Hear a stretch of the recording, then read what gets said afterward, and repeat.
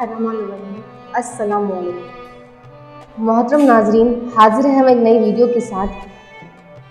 मोहतरम नाजरीन, काबा की बुनियाद खोदते हुए कुरैश के लोगों को एक अजीब सी किताब मिली कि जिसमें इब्रानी ज़ुबान में कुछ लिखा हुआ था। तो उसमें क्या लिखा हुआ था और काबा की बुनियाद जब पहली बार खोदी जा रही थी तो उस वक्त क्या हुआ था। मोहतरम नाजरीन, काबा की बुनियाद खोदते हुए कुरैश के लोगों को एक अजीब सी किताब मिली जिसमें इब्रानी ज़ुबान में कुछ लिखा हुआ था। तो उसमें क्या लिखा हुआ था और काबा की बुनियाद जब पहली बार खोदी जा रही थी तो उस वक्त क्या हुआ था। तो प्यारे मोमिन, हुजूर सल्लल्लाहु अलैहि वसल्लम के ऐलान नबूवत से पहले काबा शरीफ के आसपास रहने वाले लोगों को कुरैश कहा जाता था। यही वो लोग थे जो काबा की देखभाल किया करते थे। कुरैश में उस वक्त बहुत से कबीले थे। हर कबीले वाले अपनी ख़ास मूर्ति की पूजा किया करते थे और यह लोग अपनी उस मूर्ति को काबे के अंदर रखते। इस तरह काबे में उस वक्त तकरीबन 350 से ज़्यादा मूर्तियाँ रखी हुई थी, क्योंकि कुरैश के लोग अल्लाह तबारक ताला को सबसे बड़ा खुदा मानते थे, लेकिन इन मूर्तियों को भी छोटे छोटे खुदा तसव्वुर करते थे।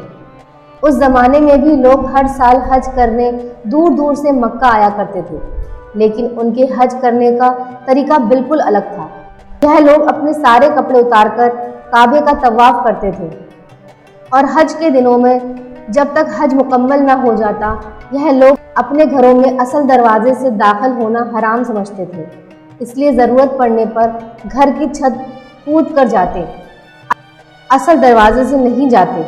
अब क्योंकि काबे के आसपास कुरैश के ही लोग बसा करते थे, इसीलिए काबे की देखभाल की जिम्मेदारी भी उन्हीं पर थी। दूसरे शहरों से हज के लिए आने वाले लोग अपने साथ कुछ कीमती चीज़ें नजराने के तौर पर लाते और फिर उन्हें काबे के अंदर बने एक कुएं में डाल देते।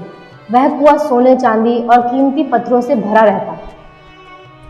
एक बार रात के वक्त जब सभी कुरैश के लोग सो रहे थे तो एक आदमी ने काबे के अंदर कूदकर उस कुएं से सोने जवाहरात की चोरी करना चाहा, लेकिन उसी वक्त पीछे से उसे एक धक्का लगा और वह मुंह के बल उस कुएं में जा गिरा। इस वाक़ये के बाद अल्लाह की तरफ से काबे के अंदर बने हुए उस कुएं पर एक सांप आ बैठा। वह सांप हर वक्त उस कुएं की मुंडेर पर बैठा रहता और जो भी उस कुएं से कोई चीज़ चोरी करना चाहता तो वह सांप उसे डस कर मार देता।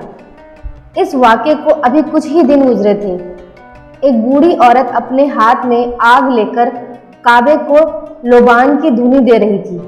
तभी अचानक उस आग की एक चिंगारी काबे के पर्दे को जा लगी। चिंगारी लगते ही काबे का पर्दा जोर से जलने लगा और देखते ही देखते पूरे काबे में आग लग गई। वैसे तो काबा की दीवार पत्थर और गारे की बनी हुई थी, लेकिन उस आग की लपट इतनी तेज थी कि उसकी वजह से काबे की दीवारों में दरारें पड़ गईं। कुछ दिनों बाद कुरैश के लोगों ने काबे की मरम्मत कराने की सोची, लेकिन पैसों की कमी की वजह से उस वक्त वो काम ना कर सके। जब हुजूर सल्लल्लाहु अलैहि वसल्लम की उम्र शरीफ 35 साल हुई तो एक दिन अचानक मक्का में भारी बारिश हुई, जिसे हर जगह बाढ़ आ गई।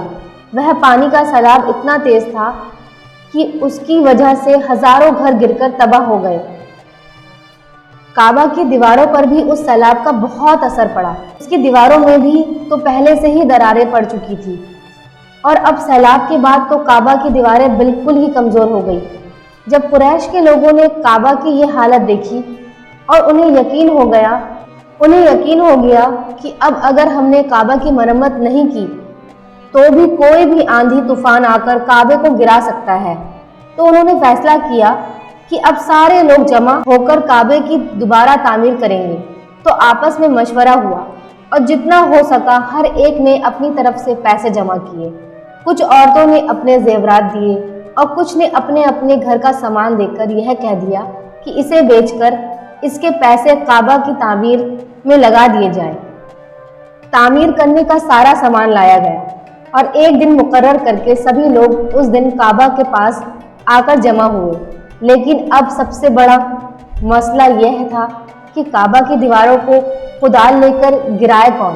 कुरैश में से किसी की भी हिम्मत नहीं हो रही थी कि वह आगे बढ़कर काबे की दीवारों पर कुदाल मारे, क्योंकि उन्हें डर था कि अगर हमने ऐसा किया तो कहीं अल्लाह तबारक तआला की तरफ से हमारे ऊपर कोई अजाब नाजिल न हो जाए।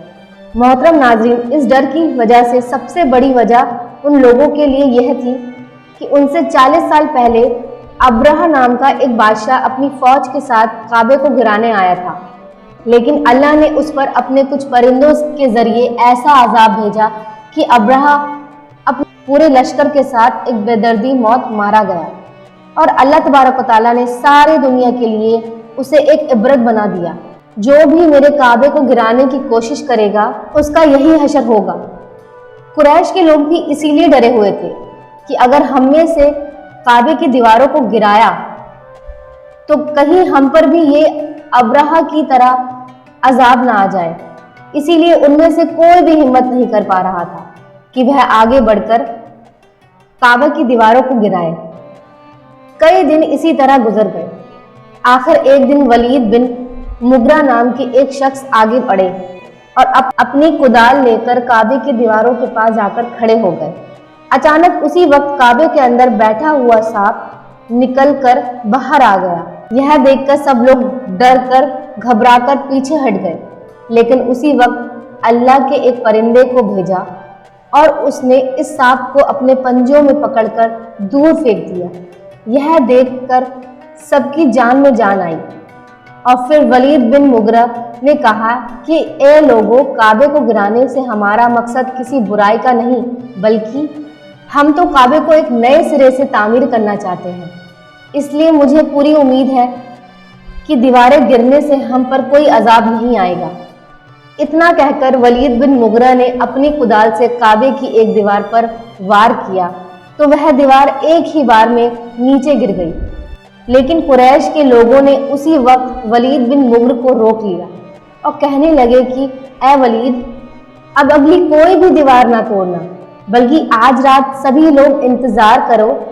अगर हम पर अल्लाह की तरफ से कोई अजाब ना आया तो इसका मतलब होगा कि अल्लाह भी यही चाहते हैं कि हम काबे को दोबारा तामीर करें।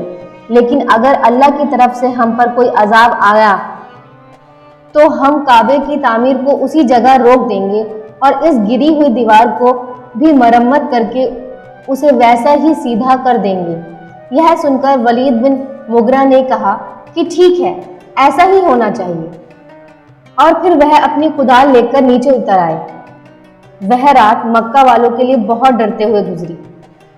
हर छोटी सी आहट पर वह सब घबराकर बैठते और डरने लगते कि कहीं अल्लाह की तरफ से हम पर कोई अजाब तो नहीं आ गया है। लेकिन जब रात सही सलामत गुजर गई और काबे की दीवार गिराने वाले वलीद बिन मुगरा के साथ कुछ भी ना हुआ तो कुरैश के लोग समझ गए कि शायद अल्लाह की भी यही मर्जी है कि हम काबे को गिराकर उसे दोबारा तामीर करें। इसीलिए सुबह सुबह उठकर सभी लोग अपने अपने घरों से फावड़ा कुदाल निकाली और जाकर काबे की दीवारों को गिराने लगे।